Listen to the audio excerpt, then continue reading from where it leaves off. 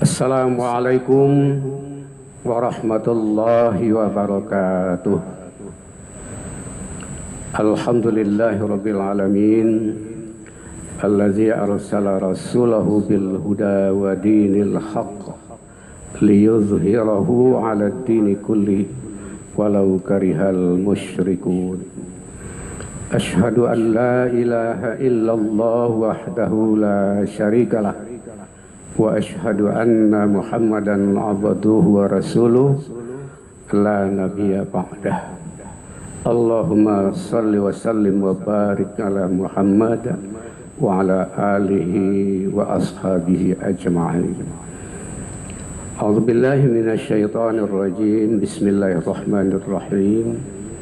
Kuntum khaira ummatin ukhrijat linnas ta'muruna bil ma'ruf wa tanhauna 'anil munkar. Shadaqallahul azim.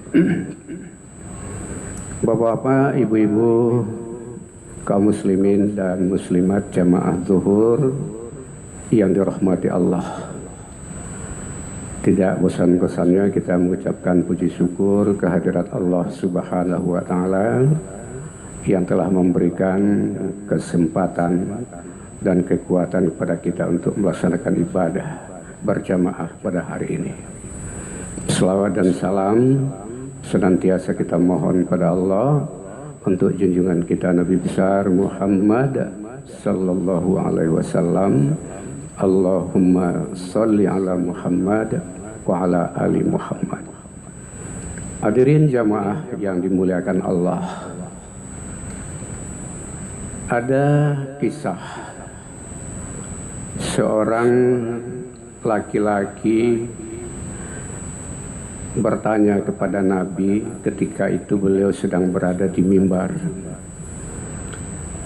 Sebagaimana diriwayatkan oleh Ahmad Tabrani dan Baihaqi, hadis ini sahih.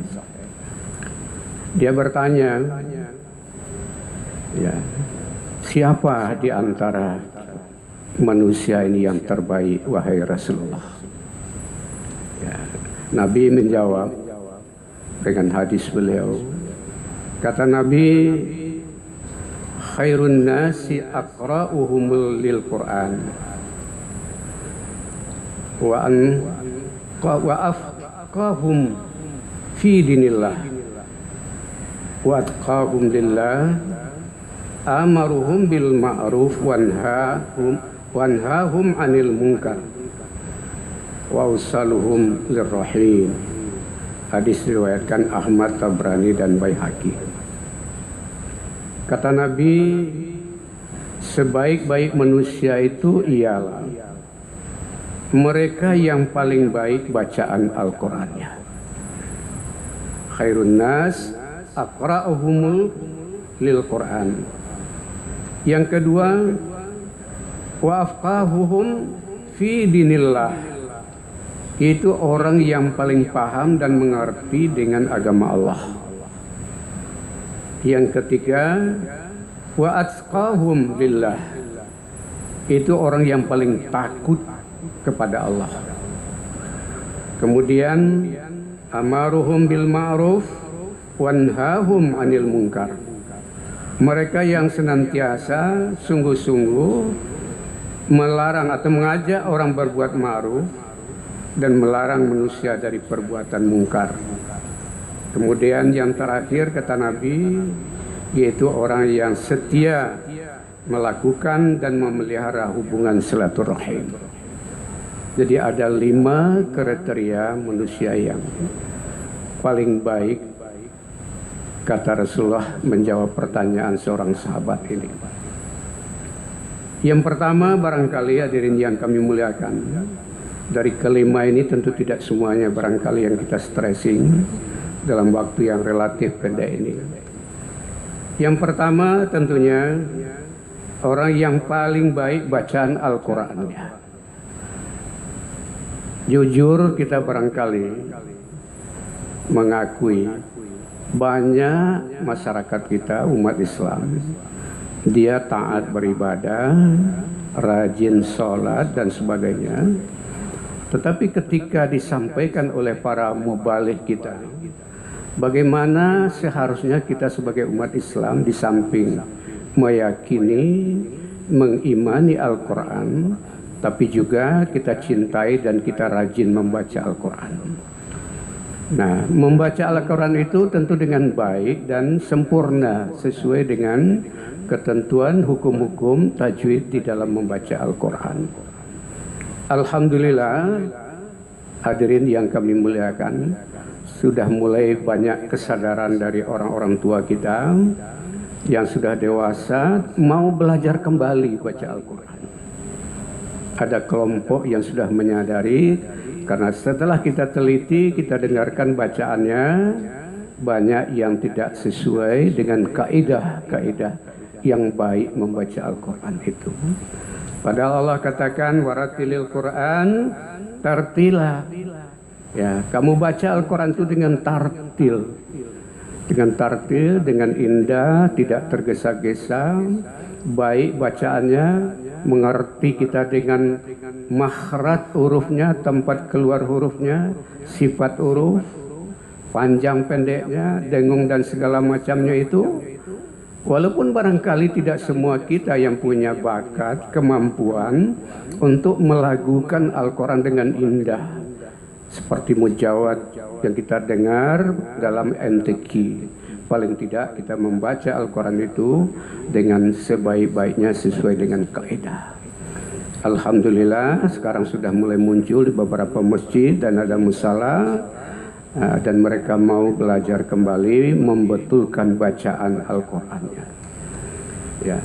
Kata Tuhan juga dalam surah Al-Baqarah 121, allazina atainahumul kitaba yatslunahu haqqa tilawati. Orang-orang yang didatangkan pada mereka kitab, lalu dia membacanya dengan bacaan yang baik dan sempurna. Dan sebenarnya ulaika yu'minuna bih, lalu mereka juga beriman kepadanya. Wa may yakfur bihi fa ulaika humul khasirun. Siapa yang tidak menerima atau engkar dengan membaca Al-Quran dengan baik, maka kata Allah ujung ayatnya, mereka itu adalah orang-orang yang merugi. Dalam kajian-kajian sebelumnya barangkali sudah banyak para ustadz dan buya kita mengatakan bahwa Al-Quran itu nanti menjadi syafaat bagi kita di hari akhirat. Hadirin yang kami muliakan, Nabi juga mengingatkan pada kita, khairukum man ta'allamal Quran wa 'allamahu. Sebaik-baik kamu adalah orang yang mempelajari Al-Quran dan mengajarkannya. Paling tidak kita tentu kembali belajar. Hadirin yang kami muliakan, memang ada yang mengaku kepada kami karena kami dulu tidak sempat ke surau mengaji di TPA. Kenapa? Ayah kami waktu kecil sudah meninggal. Lantas kami tinggal dengan orang nenek, sementara masjid dan surau jauh dari tempat kami. Hadirin yang kami muliakan, alhamdulillah dengan kesadaran beliau itu mau belajar kembali untuk memperbaiki bacaan Al-Quran. Itu manusia terbaik adalah orang yang paling baik bacaan Al-Qurannya. Kemudian yang kedua kata Nabi, orang yang memahami agama secara kafah, yang paling paham dan mengerti tentang agama. Sekarang yang merisaukan kita, ada orang yang mengaku mengerti, paham agama, tapi ternyata banyak yang menyimpang dari agama. Bahkan ada kelompok yang sengaja menghujat agama. Ini barangkali yang merisaukan kita. Jadi hadirin yang kami muliakan, kita memahami agama itu tidak sebagian-sebagian, tapi seluruh aspek agama itu kita pelajari. Ya akidahnya, ya ibadahnya, akhlaknya, muamalahnya dan sebagainya. Itu harus kita pahami. Untuk itu hadirin yang kami muliakan, ya Allah katakan dalam Al-Quran, ya ayyuhallazina amanu dakhulu fis-silmi kafah. Wahai orang yang beriman, masuk kamu dalam Islam itu secara menyeluruh, jangan tanggung-tanggung.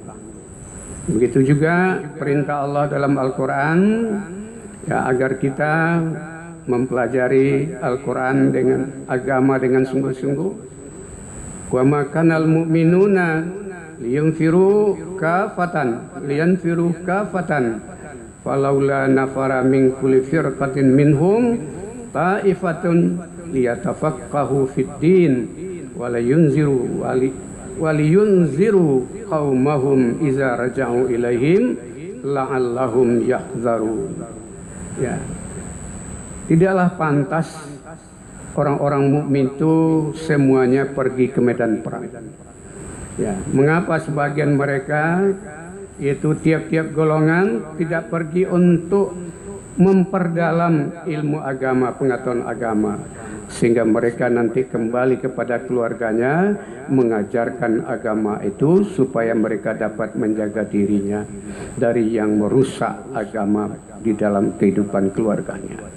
Jadi hadirin yang kami muliakan, walaupun zaman Nabi itu semua orang mau berjuang perang menghadapi musuh-musuh Islam, kafir, Quraisy, musyrik dan segala macam itu, tapi juga Allah memperingatkan tidak pantas semuanya pergi ke medan perang, tapi harus ada sebahagian dari kelompok-kelompok mereka itu yang mendalami belajar agama, sehingga dia kembali nanti ke kampung halamannya lalu mengajarkan keluarganya agar mereka terjaga dari kerusakan agama.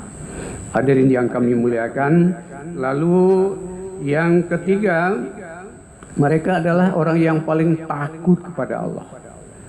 Mereka takut berbuat salah, kecurangan dan segala macam yang dilarang oleh Allah. Bukan takut kepada manusia, tapi mereka hanya takut kepada Allah. Karena Allah itu melihat, mengetahui apa saja yang kita lakukan. Karena Allah itu melihat kita, walaupun kita tidak melihat Allah. Al-ihsan wa anta budallah ka'annahu, ya, seperti kita melihat Allah. Kalau kamu tidak mampu melihat Allah, ketahuilah Allah pasti melihat kita. Hadirin yang kami muliakan, jadi mereka adalah orang yang takut. Kata Allah dalam Al-Quran surat Taubah, innama ya'muru masajidallah man amana billahi wal yaumil akhir wa aqamas salata wa ataz zakah wa lam yakhsha illallah fa'asa ulaika ayyakunu minal muhtadin. Sesungguhnya orang yang memakmurkan masjid-masjid Allah adalah orang-orang yang beriman pada Allah, beriman pada hari akhir, dan senantiasa mendirikan salat dan menunaikan zakat. Walam yakhsha illallah. Mereka tidak takut kepada apa dan siapapun kecuali mereka takut kepada Allah. Takut kepada hisab yang dilakukan, tuntutan yang akan diberikan nanti akan kita pertanggungjawabkan di akhirat. Semua amal perbuatan kita yang besar maupun yang kecil itu nanti akan diminta pertanggungjawabnya oleh Allah. Dia takut bukan karena ada KPK, ada polisi, ada orang lain yang melihat dia berbuat melanggar aturan, ketentuan hukum dan segala macam. Dia tidak takut kepada itu, tetapi dia takut hanya kepada Allah Subhanahu wa taala. Kemudian yang keempat, dia senantiasa mengajak orang kepada yang baik atau ma'ruf dan mencegah pada yang mungkar. Ini hadirin yang kami muliakan, mungkin mudah kita menyebut, tapi melaksanakan mungkin amat berat di dalam hidup dan kehidupan kita. Ya, ini sejalan hadis ini dengan ayat yang kita baca dalam surah Al-Imran di awal tadi, kuntum khaira ummatin ukhrijat linnas ta'muruna bil ma'ruf wa tanhauna 'anil munkar wa tu'minuna billah. Jadi sebaik-baik kamu adalah orang yang ya, keluarkan oleh Allah untuk manusia, yaitu untuk mengajak manusia kepada yang baik, mencegah manusia dari perbuatan mungkar. Hadirin yang kami muliakan, ini kalau kita baca hadis lain yang kami muliakan, ketika kita melihat kemungkaran tapi kita tidak mau mencegahnya, itu dikhawatirkan Allah akan menurunkan siksa kepada kita. Contohnya ada hadis diriwayatkan oleh Muslim. Hadirin yang kami muliakan, ya, innan nasa iza ra'al zalima falam ya'khuzu ala yadayhi aw syak ayyu'ammahumullah bi'iqabin minhu. Kata Nabi, Hadis ini artinya ya, sesungguhnya manusia, ada orang yang melihat manusia lain berbuat zalim, falam ya'khuzu ala yadayhi, tetapi dia tidak berusaha mencegah orang itu berbuat zalim, ya maka dikhawatirkan, kata Nabi, Allah akan menurunkan azab kepada semua mereka.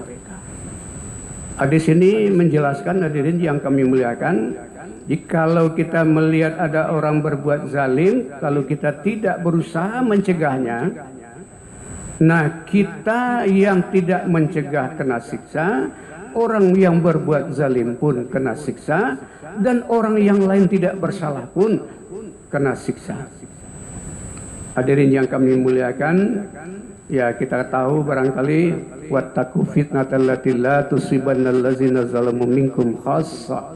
Takutlah kamu kepada musibah yang tidak hanya menimpa orang yang berbuat zalim saja. Zalim termasuk bagian dari yang mungkar.